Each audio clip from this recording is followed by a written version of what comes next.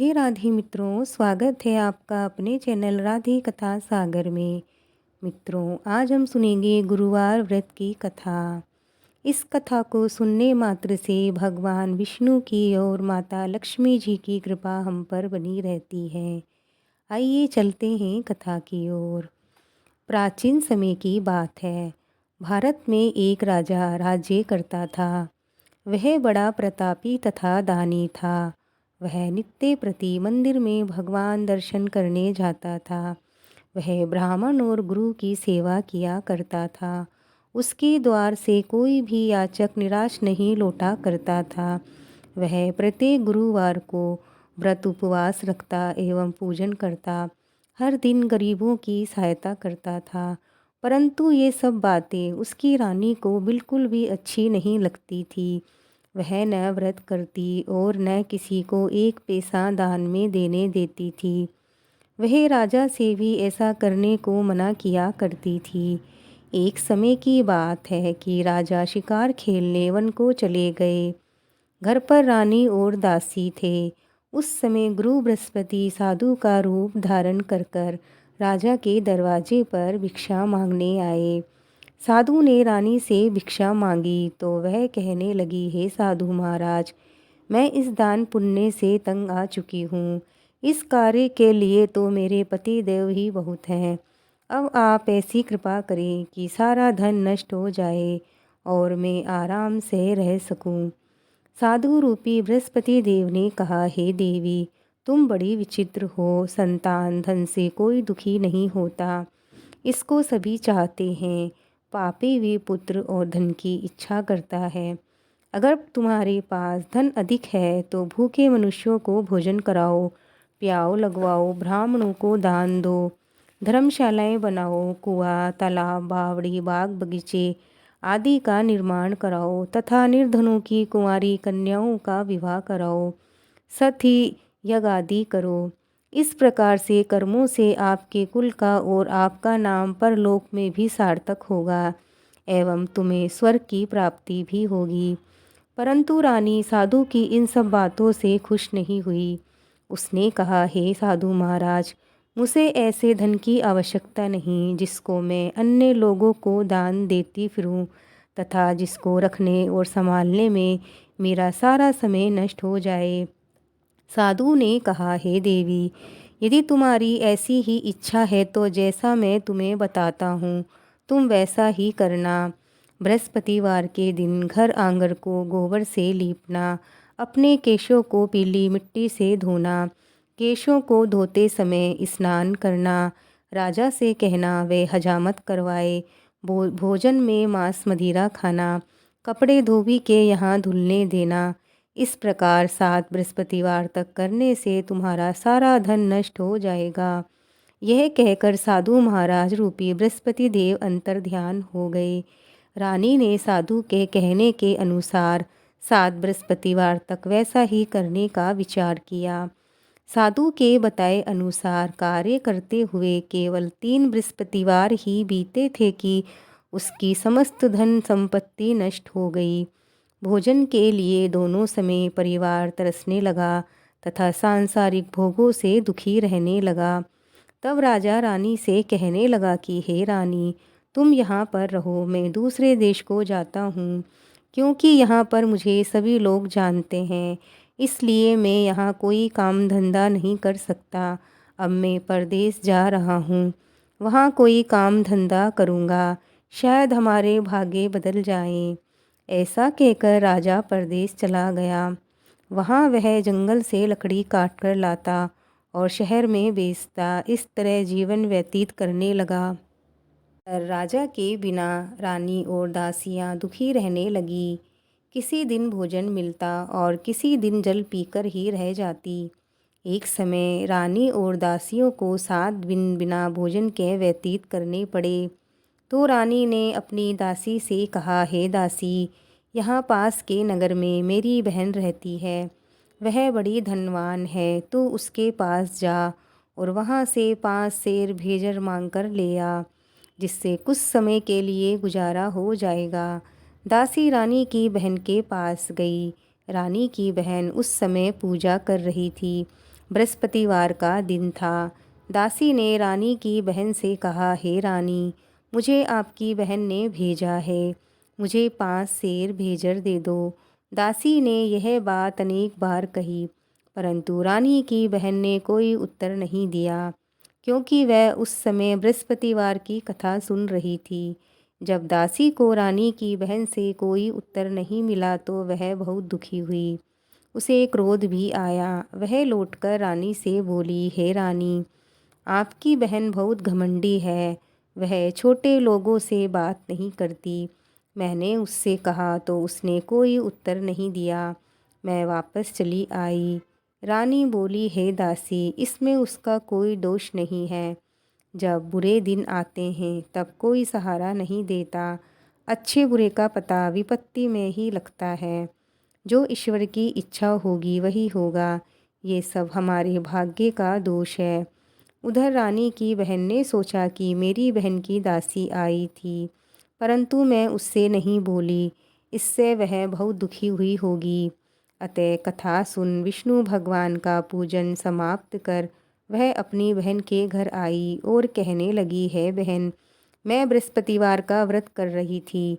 तुम्हारी दासी हमारे घर गई थी, परंतु जब तक कथा होती है तब तक हम ना लोग उठते हैं ना बैठते हैं, इसलिए मैं नहीं बोल पाई। कहो दासी क्यों आई थी? रानी बोली, बहन, हमारे घर अनाज नहीं था। वैसे तुमसे कोई बात नहीं छिपी है, इस कारण मैंने दासी को तुम्हारे पास 5 सेर भेजर लेने के लिए भेजा था। रानी की बहन बोली, बहन देखो, बृहस्पति भगवान सबकी मनोकामना पूर्ण करते हैं। देखो शायद तुम्हारे घर में ही अनाज रखा हो। यह सुनकर दासी घर के अंदर गई। वहाँ उसे एक घड़ा भेजर का भरा मिल गया। उसे बड़ी हैरानी हुई, क्योंकि उसने एक एक बर्तन देख लिया था। उसने बाहर आकर रानी को बताया।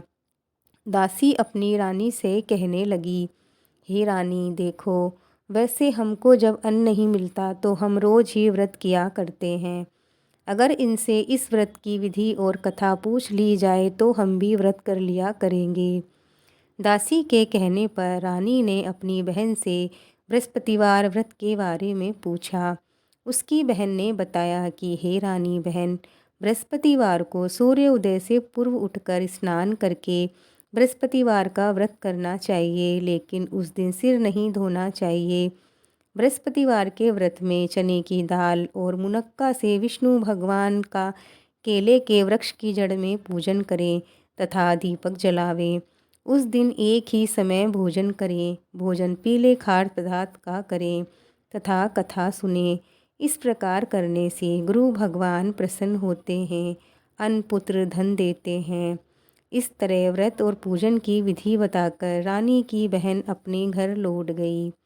रानी और दासी दोनों ने निश्चय किया कि वे बृहस्पति देव भगवान का पूजन जरूर करेगी। 7 दिन बाद जब बृहस्पतिवार आया तो उन्होंने व्रत रखा। गुड़साल में जाकर चना और गुड़ बीन लाई तथा उसकी दाल से केले की जड़ में विष्णु भगवान का पूजन किया। अब भोजन कहाँ से आए? दोनों बड़ी दुखी हुई, परंतु उन्होंने व्रत किया था। कारण बृहस्पति देव भगवान प्रसन्न थे। वे एक साधारण व्यक्ति के रूप में 2 थालों में सुंदर पीला भोजन लेकर आए और दासी को देकर बोले, हे दासी, यह भोजन तुम्हारे और रानी के लिए है, तुम दोनों भोजन करना। दासी भोजन पाकर बड़ी प्रसन्न हुई और रानी से बोली, रानी जी भोजन कर लो। रानी को भोजन आने के बारे में कुछ नहीं पता था, इसलिए वह दासी से बोली, जा तू ही भोजन कर, क्योंकि तू हमारी व्यर्थ हंसी उड़ाती है। दासी बोली, एक व्यक्ति अभी भोजन दे गया है। रानी कहने लगी, वो भोजन तेरे लिए ही दे गया होगा, तू ही भोजन कर ले। दासी ने कहा, वह व्यक्ति हम दोनों के लिए 2 थालों में भोजन देकर गया है, इसलिए मैं और आप दोनों साथ साथ भोजन करेंगे। फिर दोनों ने गुरु भगवान को नमस्कार कर कर भोजन आरंभ किया। उसके बाद से प्रत्येक बृहस्पतिवार को गुरु भगवान का व्रत और पूजन करने लगी। बृहस्पति भगवान की कृपा से उनके पास फिर से धन हो गया, परंतु रानी फिर पहले की तरह आलस्य करने लगी। तब दासी बोली, देखो रानी, तुम पहले भी इसी प्रकार आलस्य करती थी। तुम्हें धन के रखने में कष्ट होता था, इस कारण सभी धन नष्ट हो गया है। अब गुरु भगवान की कृपा से धन मिला है हमें, तो फिर तुम्हें आलस्य हो रहा है। बड़ी मुसीबतों के बाद हमने ये धन पाया है, इसलिए हमें दान पुण्य करना चाहिए। तुम भूखे मनुष्यों को भोजन कराओ, प्याव लगवाओ, ब्राह्मणों को दान दो, कुआं, तालाब, बावड़ी आदि का निर्माण करवाओ, मंदिर, पाठशाला बनाकर दान दो, कुंवारी कन्याओं का विवाह करवाओ।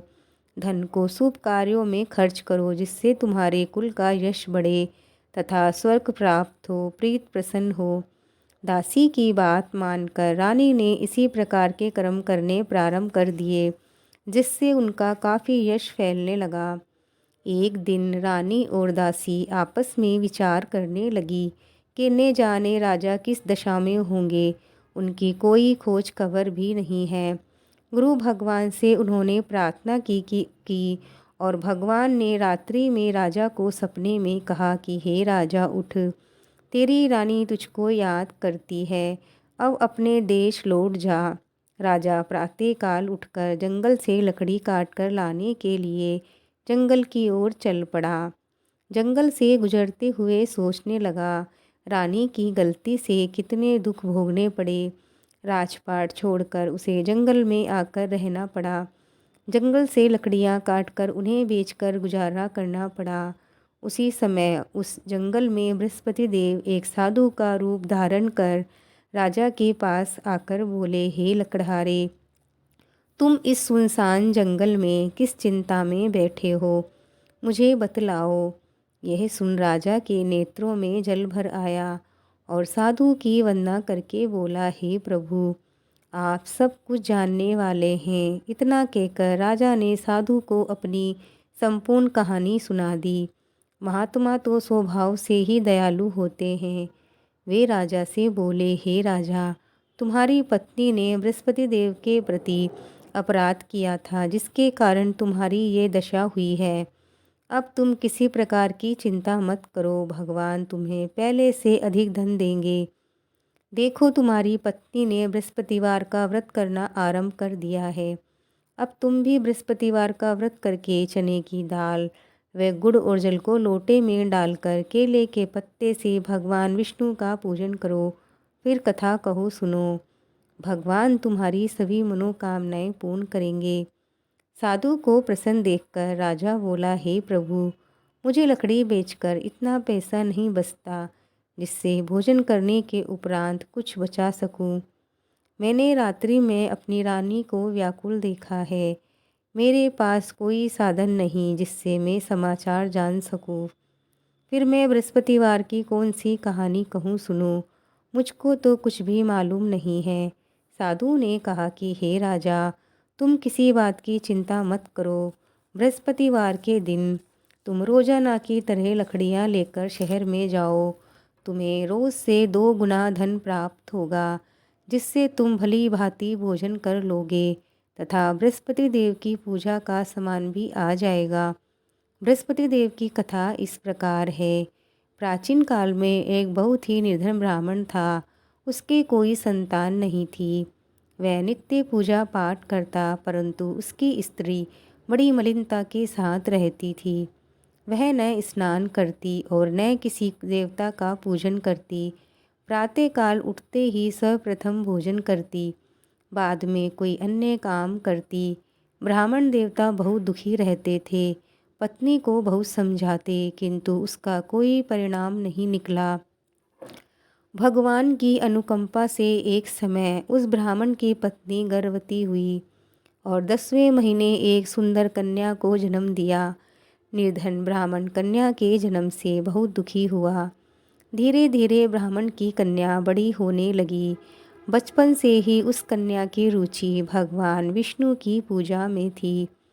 वह प्रातःकाल उठते ही स्नान आदि करके भगवान विष्णु की पूजा करने मंदिर में जाती थी।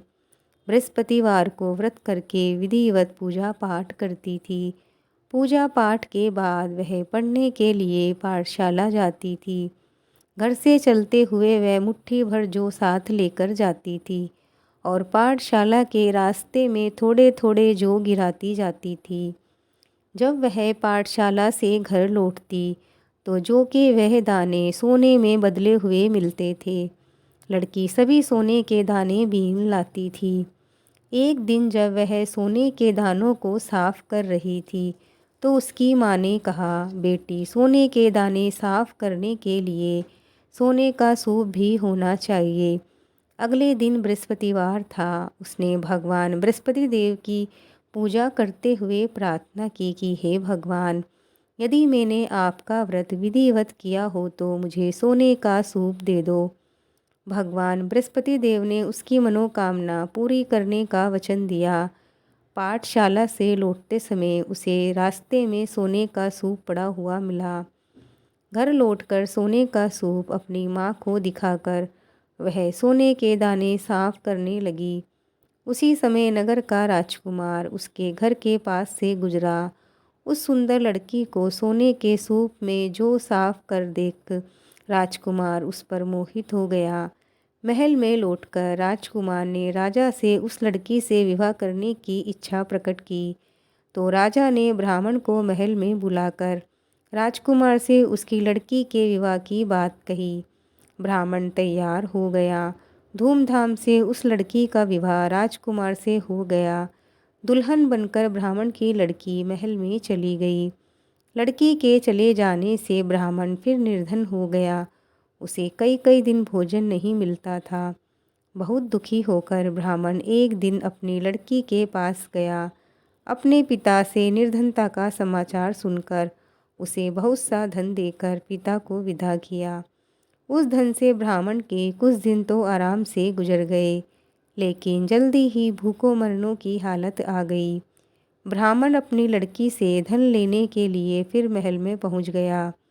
लड़की ने पिता की बुरी हालत देखकर कहा, पिताजी, आखिर आप कब तक मुझसे धन लेकर जीवन यापन करेंगे? आप कोई ऐसा उपाय क्यों नहीं करते जिससे आपका घर धन संपत्ति से भर जाए? ब्राह्मण ने कहा, मैंने तेरी माँ को बहुत समझा लिया है, पर उसकी समझ में कुछ नहीं आता। उसका फुक्कड़पन नष्ट हो तो घर की निर्धनता भी दूर हो जाए। तब कुछ सोचकर लड़की ने पिता से कहा, पिताजी, आप कुछ दिनों के लिए माँ को मेरे पास छोड़ जाओ। तब कुछ सोचकर ब्राह्मण पत्नी को लड़की के पास महल में छोड़ आया। लड़की ने अपनी माँ से कहा, माँ, तुम प्रातःकाल उठकर स्नान आदि करके भगवान विष्णु जी की पूजा अवश्य करना। पूजा करने से तुम्हारी निर्धनता अवश्य दूर हो जाएगी। लेकिन उसकी माँ ने उसकी कोई बात नहीं मानी। तब क्रोधित होकर लड़की ने अपनी माँ को एक कक्ष में बंद कर दिया। सूर्योदय के समय माँ को उठाकर जबरदस्ती उसे स्नान कराया और फिर मंदिर में ले जाकर भगवान बृहस्पति देव की पूजा कराई। कुछ दिनों तक ऐसा करने से माँ की बुद्धि में परिवर्तन हुआ और वह स्वयं बृहस्पतिवार का व्रत रखने लगी। उसके व्रत रखने से ब्राह्मण के घर में भगवान विष्णु की अनुकंपा से धन की वर्षा होने लगी। दोनों पति पत्नी धन संपत्ति पाकर आनंद पूर्वक जीवन यापन करते हुए विष्णु धाम चले गए। लकड़हारा बने राजा ने उन साधु से भगवान बृहस्पति देव की ये कथा सुनकर बृहस्पतिवार का व्रत करके भगवान विष्णु की पूजा की। उस दिन से उसके सभी क्लेश दूर हो गए। लेकिन अगले बृहस्पतिवार को काम काज में अधिक व्यस्त रहने के कारण उसने भगवान बृहस्पति देव जी का व्रत नहीं किया।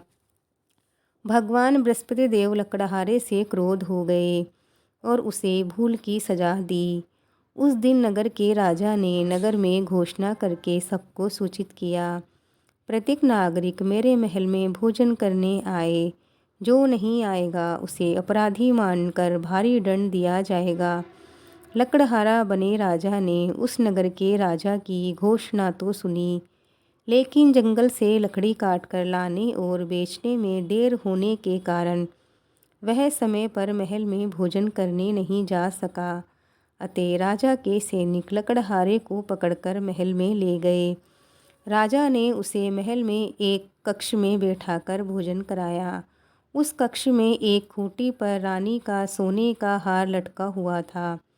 लकड़हारा अकेला उस कक्ष में भोजन कर रहा था। तभी उसने एक आश्चर्यजनक घटना घटती देखी।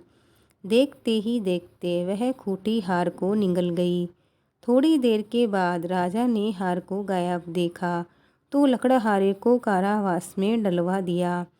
लकड़हारा मन ही मन अपने भाग्य को कोसने लगा। तभी उसे जंगल में मिले साधु का स्मरण हो आया। थोड़ी देर में भगवान बृहस्पति देव सन्यासी के रूप में उसके सामने प्रकट हुए और कहा, हे लकड़हारे, तूने भगवान बृहस्पति देव की पूजा नहीं की, इसी कारण तुम्हें ये कष्ट आया है। लेकिन अब तुम चिंता मत करो। बृहस्पतिवार के दिन कारागार के दरवाजे पर तुम्हें कुछ पैसे पड़े हुए मिलेंगे। उन पैसों से भगवान बृहस्पति देव का व्रत करके उनकी पूजा करोगे तो तुम्हारे सब दुख दूर हो जाएंगे। बृहस्पतिवार के दिन दरवाजे पर पड़े मिले पैसों से चने और गुड़ मंगाकर लकड़हारे ने बृहस्पतिवार की कथा कही तो भगवान बृहस्पति देव ने प्रसन्न होकर उस नगर के राजा को सपने में लकड़हारे को कारागार से मुक्त करने को कहा। सुबह राजा ने अपने कक्ष में आकर देखा तो खूंटी पर रानी का हार टका हुआ है। राजा ने लकड़हारे को मुक्त कर दिया और उसे धन आभूषण देकर विदा किया। लकड़हारा बना राजा उस नगर से चलकर अपने नगर में पहुंचा तो वह कुएं, धर्मशालाएं, बाग बगीचे देखकर बड़ा प्रसन्न हुआ और किसी से पूछा, ये कुएं, धर्मशालाएं किसने बनवाई है? सबने उसे बताया कि ये सब रानी और उसकी दासी ने बनवाए हैं। राजा महल में पहुंचा तो रानी ने भव्य स्वागत किया। तब राजा ने निश्चय किया कि सप्ताह में एक बार तो सभी बृहस्पति देव का व्रत और पूजन करते हैं, परंतु मैं प्रतिदिन व्रत किया करूँगा तथा दिन में 3 बार कथा करूँगा। अब राजा हर समय दुशाले में चने की दाल बांधे रहता तथा दिन में 3 बार बृहस्पति देव की कथा कहता। कुछ दिनों के बाद राजा को अपनी बहन की याद आई। एक दिन घोड़े पर सवार होकर राजा अपनी बहन से मिलने चल दिया। अभी राजा नगर के बाहर पहुंचा था कि उसने कुछ लोगों को एक शव को ले जाते हुए देखा। राजा को याद आया कि आज उसने किसी को बृहस्पतिवार की कथा नहीं सुनाई। राजा ने उन लोगों को रोककर कहा, भाइयों, आप शव को ले जाने से पहले मुझसे बृहस्पतिवार की कथा सुन लें। लोगों ने राजा पर क्रोध होते हुए कहा, तुम पागल हो गए हो क्या? लेकिन कुछ बड़े बूढ़े लोगों ने कहा, अच्छा भाई, साथ में चलते चलते हम अब तुम्हारी कथा भी सुन लेंगे। राजा ने चलते हुए आधी कथाई ही सुनाई थी कि शव हिलने लगा। राजा के पूरी कथा सुनाते ही शव उठकर बैठ गया। लोगों ने हैरानी से दांतों तले उंगली दबाई और अगले बृहस्पतिवार से भगवान बृहस्पति देव का व्रत करने तथा कथा सुनने का निश्चय कर लिया।